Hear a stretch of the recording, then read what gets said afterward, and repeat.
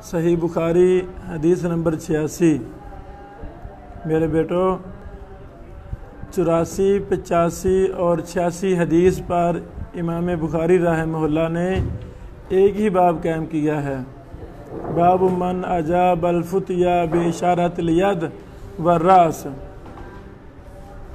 84 और 85 नंबर हदीस में हाथ के इशारे का सबूत है, यानी सवाल का जवाब हाथ के इशारे से देना ठीक है, फतवा देना ठीक है, कोई हर्ज नहीं है। हदीस नंबर 86 में सर से इशारे का, सर के साथ इशारा करते हुए किसी के सवाल का जवाब देना साबित होता है। इमाम बुखारी रहमहुल्लाह फरमाते हैं काल हद्दसना मूसा बिन इस्माईल काल हद्दसना वहैब काल हद्दसना हिशाम अन फातिमत अन अस्मा कालत अतैतु आयशत वहिय तुसल्ली। सनद के मुतल्लिक एक मसला ये नोट कर लें। इस सनद में हिशाम आए हैं, हिशाम बिन उर्वा बिन जुबैर। हिशाम अपनी बीवी फातिमा से बयान करते हैं। हिशाम के बाद फातिमा है। फातिमा हिशाम की ज़ौजा मोहतरिमा का नाम है। समझ? फातिमा का मुकम्मल नाम फातिमा बिन्त मुंजिर बिन जुबैर बिन अवाम है। ये हिशाम की बीवी हैं और उनकी चचा ज़ाद हैं, उनके चचा की बेटी हैं। और वो कौन? फातिमा अपनी दादी जान सैयदा अस्मा बिन्त अबी बकर as-सिद्दीक रज़ी अल्लाह अन्हा से रिवायत करती हैं। फातिमा ताबेइया हैं और अस्मा सहाबिया हैं। और हज़रत अस्मा रज़ी अल्लाह ताला अन्हा सैयदना ज़ुबैर रज़ी अल्लाह ताला अन्हो की ज़ौजा मोहतरमा थी। आगे समझ? अच्छा जी। हिशाम अपनी बीवी फातिमा से, फातिमा अस्मा से रज़ी अल्लाह अन्हा, वो फरमाती हैं मैं अम्मी आयशा रज़ी अल्लाह अन्हा के पास आई, वहिय तुसल्ली, इस हाल में कि आप नमाज पढ़ रही थी। फ़कुल्तु, पस मैंने कहा, मा शअनुन्नास, लोगों का क्या हाल है, लोगों की क्या हालत है। तो अम्मी आयशा रज़ी अल्लाह अन्हा ने नमाज की हालत में फ़ाशारत इला समा, उन्होंने इशारा किया आसमान की तरफ, इशारा किया। यानी नमाज के अंदर ज़रूरी इशारा करना दुरुस्त है, इससे नमाज बातिल वगैरह नहीं होती। फ़इज़न नासु क़ियामुन, तो लोग क़ियाम की हालत में थे। फ़क़ालत, उन्होंने कहा सुबहान अल्लाह। इस पर नोट लिखें बेटो।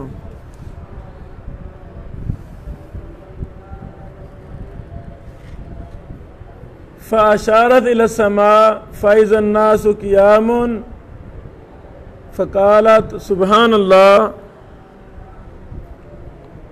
हाफ़िज़ इब्न हजर अस्क़लानी रहमहुल्लाह इस इबारत का मफ़हूम बयान करते हुए फरमाते हैं ऐ अशारत काइलतन सुबहान अल्लाह, यानी अम्मी आयशा ने सुबहान अल्लाह कहते हुए आसमान की तरफ इशारा किया। आगे समझ? इस इबारत का मतलब ये है कि अम्मी आयशा ने ये नहीं इशारा पहले किया फिर सुबहान अल्लाह कहा, नहीं, इशारा करते हुए सुबहान अल्लाह कहा। उनका ऐसे मकसद ये था कि सूरज को गहन लगा हुआ है, इसलिए ये नमाज अदा की जा रही है।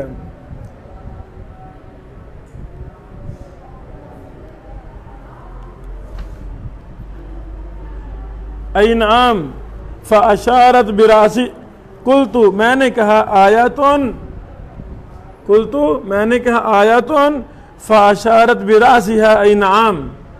तो अम्मी आयशा ने नमाज की हालत में सर से इशारा किया कि हाँ हाँ। फ़क़ुमतु, बस मैं भी खड़ी हो गई, नमाज के साथ नमाज पढ़ने लगी। हत्ता तजल्लानी तजल्लानी गशियु, यहाँ तक कि मुझे गशी ने ढांप लिया, बेहोश हो गई। फ़जअलतु असुब्बु अला रासिल मा, मैंने अपने सर पर पानी डालना शुरू किया। फ़हमिदल्लाह नबी सल्लल्लाहु अलैहि वसल्लम, नबी अलैहिस्सलातु वस्सलाम ने अल्लाह की तारीफ़ की। व असना अलैहि, सुम्मा क़ाल, फिर आप अलैहिस्सलाम ने फरमाया, मा मिन शैइन, बेटो यहाँ पे ये बात नोट करें, सूरज ग्रहण या चांद ग्रहण के मौका पे जो मसनून अमल है वो है नमाज। नमाज पढ़नी चाहिए इज्तिमाई शक्ल में। नमाज के बाद इमाम साहब को, खतीब साहब को मुख्तसर खुतबा देना चाहिए और लोगों को तवज्जो दिलानी चाहिए, सदका खैरात करें, अल्लाह ताला से अपने गुनाहों की माफ़ी मांगें। ये काम है मसनून, ये करने चाहिए। हमारे यहाँ जो गलत सिस्टम राज है, सूरज ग्रहण हो जाए, मौलाना साहेब मस्जिद का स्पीकर खोल लेते हैं, लो जी सूरज ग्रहण हो गया है, तामल लाना शुरू करें, सदका खैरात करना शुरू करें। तो भाई हम कहते हैं सदका खैरात पर तवज्जो दिलाना मसनून है, ठीक है, हर्ज नहीं है, लेकिन इस मौका पे नमाज कुसूफ या खुसूफ को छोड़ देना, ये कहाँ की अक्लमंदी है।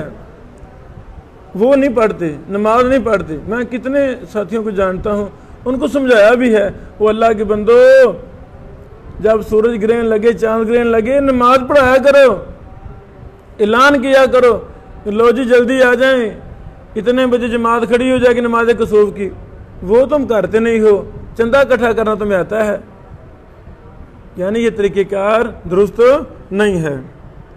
बहरहाल इस मौका पे नबी अलैहिस्सलातु वस्सलाम ने इरशाद फरमाया, मा मिन शैइन, नहीं है कोई चीज़, लम अकुन उरीतु, जिसको मैं नहीं दिखलाया गया, इल्ला रअयतुहु फी मकामी, मगर मैंने उसको देख लिया है अपनी इस जगह पे खड़े हुए, जहाँ मैं खड़ा हूँ यहाँ मैंने देख लिया है, अल्लाह ताला ने मुझे दिखा दिया है।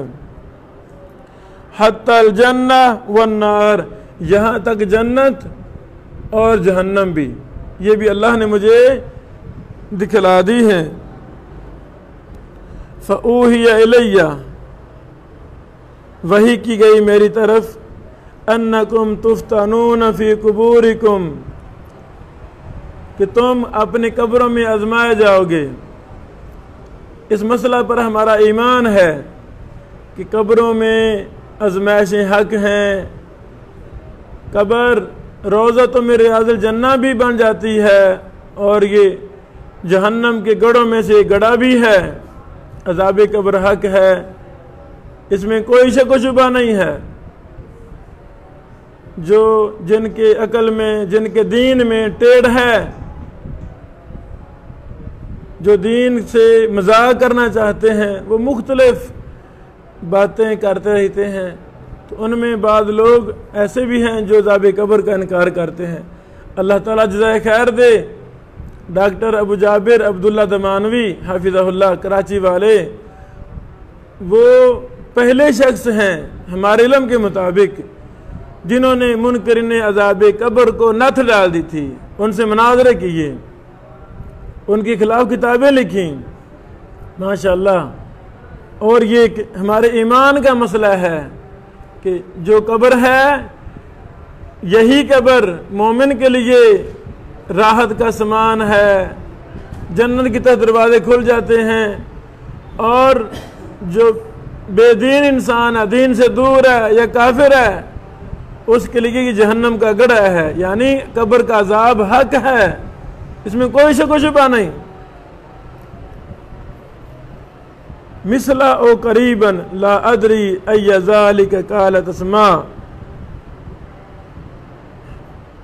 रावी फातिमा कहती हैं कि मुझे नहीं पता उन्होंने मिसला लफ्ज़ कहा है या करीबन के लफ्ज़ कहा है अस्मा ने।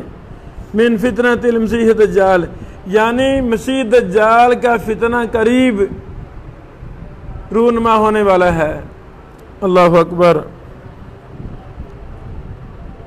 हमारा ईमान है दज्जाल का फितना हक है, वो आएगा, लोगों को बड़ी बड़ी आजमाइशों का सामना करना पड़ेगा।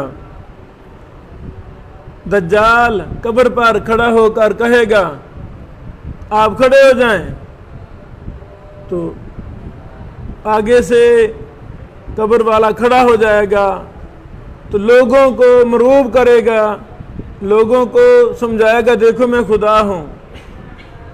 इसकी मुख्तलिफ तौजीहात की हैं उलमा ने। एक ये भी तौजीह है कि उसके साथ शैतान, जो शैतान होंगे दज्जाल के साथ उसकी हमायत करने वाले, वो उसी इंसान की शक्ल में बनकर सीधा खड़े हो जाएंगे। जी जी हुजूर, ऐसे लगेगा जैसे ये कब्र से मैयत निकल रही है, हालांकि होंगे वो भी शैतान ही होंगे। बहरहाल ये तौजीहात मुख्तलिफ की गई हैं। दूसरे उलमा कहते हैं कि नहीं, उसके पास आर्जी इख्तियार होगा, अल्लाह की तरफ से फितना होगा ना, वो जिस मर्जी कब्र पर खड़ा हो जाएगा कि जो निकलो बाहर निकलो, तो वो बाहर आ जाएगा। बहरहाल हमें दज्जाल की फितना से पनाह मांगने का हुक्म दिया गया है। अल्लाह अकबर। नमाज से जब हम फारग होते हैं, सलाम फेरने से पहले वहाँ जो दुआ पढ़ी जाती है उसमें ये इसका भी जिक्र है, वअऊज़ु बिका मिन फितनतिल मसीह दज्जाल, यानी ये बड़ा सख्त फितना है। अल्लाह हम सब को इससे महफूज फरमाए। युकालु, कहा जाएगा, मा इल्मु का, क्या है तेरे पास इल्म, बिहाज़र रजुल, इस आदमी के बारे में, फ़अम्मल मुमिन, जो मोमिन होगा, अविल मुकिन, या लफ्ज़ बोले मुकिन के मतलब यकीन करने वाला। ला अदरी बि अय्यिहिमा क़ालत अस्मा, रावी कहते हैं मुझे नहीं पता अस्मा ने क्या कहा। फ़यक़ूलु, पास वो शख्स कहेगा, हुआ मुहम्मद रसूलुल्लाह सल्लल्लाहु अलैहि वसल्लम, वो अल्लाह के रसूल मोहम्मद सल्लल्लाहु अलैहि वसल्लम हैं। जाअना बिल बय्यिनात वल हुदा, वो हमारे पास वाज़िह दलाइल लेकर आए और हदायत लेकर आए। फ़अजबना व तबाना, हमने आप अलैहिस्सलाम की बात सुनी, आपकी बात को कबूल किया और आपकी पैरवी की। दोनों चीज़ें फ़र्ज हैं, कुरान और हदीस को कबूल करना भी फ़र्ज है, सुना जाए, इल्म हासिल किया जाए, फिर उस पर अमल करना भी फ़र्ज है। वह मुहम्मदुन, वो मुहम्मद हैं सल्लल्लाहु अलैहि वसल्लम, सलासन 3 बार। अल्लाह अकबर। यानी हमारा ईमान है अज़ाब कब्र हक है, हमारा ईमान है कब्र में सवाल जवाब भी हक हैं, इन पर हमारा ईमान है। इसकी कैफियत वगैरह को हम नहीं जानते। बाद हमारे भाइयों ने ये शोशा छोड़ा कि जी रसूलुल्लाह सल्लल्लाहु अलैहि वसल्लम कब्र में तशरीफ़ लाते हैं, ये बातें फजूल हैं, गलत बात, इनका कोई इल्म के साथ, हकीकत के साथ कोई ताल्लुक नहीं है। फ़युकालु, कहा जाएगा, नम सालिहन, आप सो जाएं, अच्छी हालत वाले हैं आप, नेकोकार हैं, आप आराम करें। कद अलिमना इन कुंत लमूकिन बी, तहकीक हमने जान लिया है बेशक आप उसके साथ यकीन रखने वाले हैं। व अम्मल मुनाफिक बिल मुर्ताब, रहा मुनाफिक या शक करने वाला, ला अदरी ये ज़ालिक काला तस्मा फ़यक़ूल, वो कहेगा ला अदरी, मैं नहीं जानता, समेअतु अन्नास यक़ूलून शयअन फ़क़ुल्तु, मुझे पता नहीं है, मैंने लोगों को सुना वो कहते थे कुछ, मैंने भी कह दिया। अल्लाह अकबर। बगैर इल्म यकीन की ज़िंदगी गुजारने वाला शख्स, उसके पास कामिल ईमान नहीं होता, उसके पास इल्म यकीन नहीं होता, वो सारी उम्र शक में ही गुजार देता है, नमाज पढ़ूं या ना पढ़ूं, पता नहीं भी ये कोई दीन भी है कि नहीं। यानी ऐसा शख्स कमबख्त इंसान है, बदकिस्मत इंसान है। जब इल्म इंसान के पास होगा तो यकीन की दौलत से भी माला माल होगा। बेटो ये बात लिख लें, ये हदीस सही मुस्लिम में भी है, 2103, इमाम बुखारी रहमहुल्लाह इस हदीस को बारहा लाए हैं, 184 नंबर, 922, 1053, 1054, 1061, 1235, 1373, 2519, 2520, 7287 और मुस्नद अहमद में भी ये हदीस है 26,925 नंबर। इस हदीस पर कुछ बहूस हैं, ज़रूरी बातें वो हम करना चाहते हैं।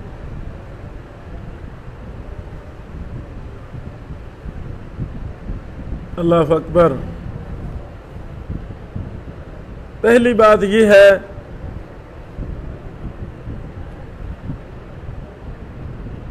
नमाज कुसूफ ये मसनून अमल है, इसके मसाइल अहकाम इंशाअल्लाह नमाज सलातुल कुसूफ का जब बाब आएगा वहाँ हम तफसील के साथ पढ़ेंगे इंशाअल्लाह अज़ीज़।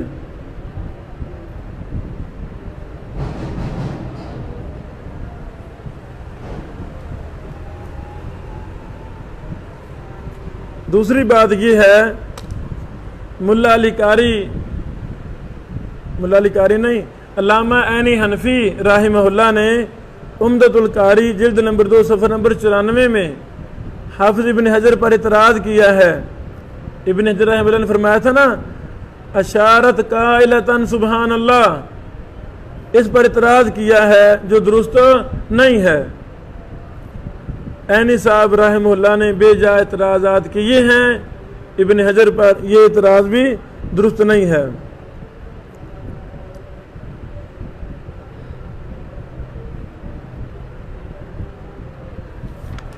दूसरी बात, इल्ला रअयतुहु फी मकामी हाजा, इससे बाद ने समझा है कि आप अलैहिस्सलाम को दुनिया व मा फीहा की तमाम चीज़ें दिखलाई गईं, हर चीज़ आपने देख ली। हालांकि ये मुराद नहीं है, बल्कि जो चीज़ें इस हदीस में जिक्र हुई है वो मुराद हैं, जैसे जन्नत और दोज़ख। आगे समझो।